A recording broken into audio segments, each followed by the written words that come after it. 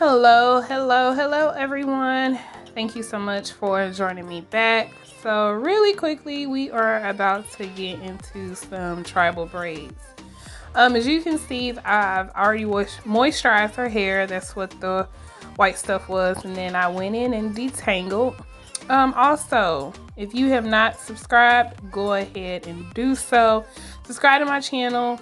Hit the like and notification bell so you don't miss an upload from your girl. And please excuse my crusty, dusty elbows. It was early in the morning. Took a shower. Didn't put on lotion because I was actually running behind. And she ended up being there. So excuse my elbows. I know they might be disturbing throughout this video, but let's try to pretend they're not there.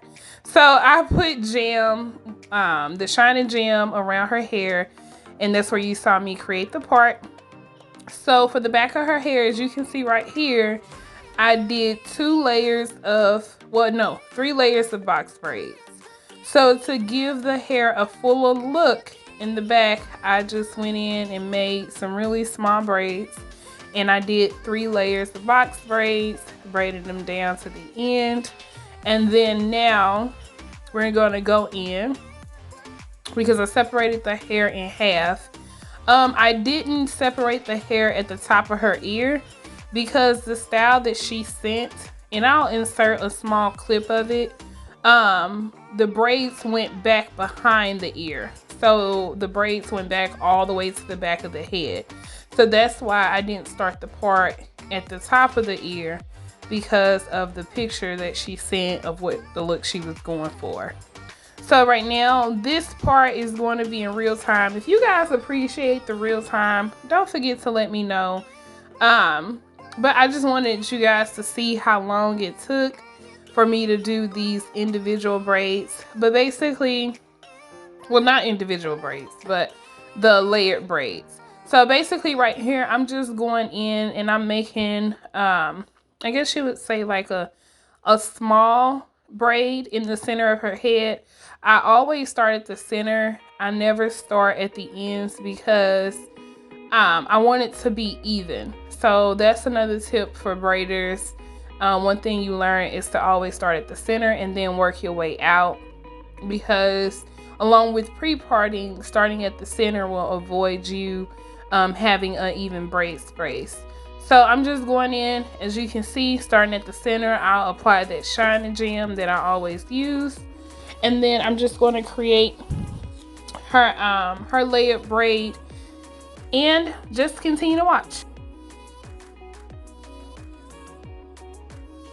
Also, really quickly, I know I came off as if I was going to be gone for a minute, but what you just saw me do right there, it was I applied moisturizer. That was not the jam. I applied the moisturizer at the ends of her hair because you don't want to braid on dry hair. And I just made sure her hair was moisturized before I started the braid. And now I'm taking so basically that section of hair that I'm separating now, that's the same size that I created for the braids in the back. So I'm just taking that same size section because you want to make sure the braids are even. Of course, you won't get it exactly the same size, but if you measure everything out before you start, you can get pretty close.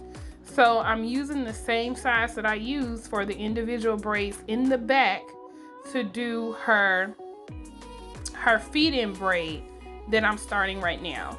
And with my feed-in braids, I add the hair under the scalp, or I guess you would say under the braid. I don't go over and then wrap it around like some braiders do. You just do what's comfortable for you. But continue to watch the video. You'll see better clips and then more close-up, I guess you would say, angles that will show a little bit better exactly what I'm doing. But I did want you guys to know how I got the size of this particular braid.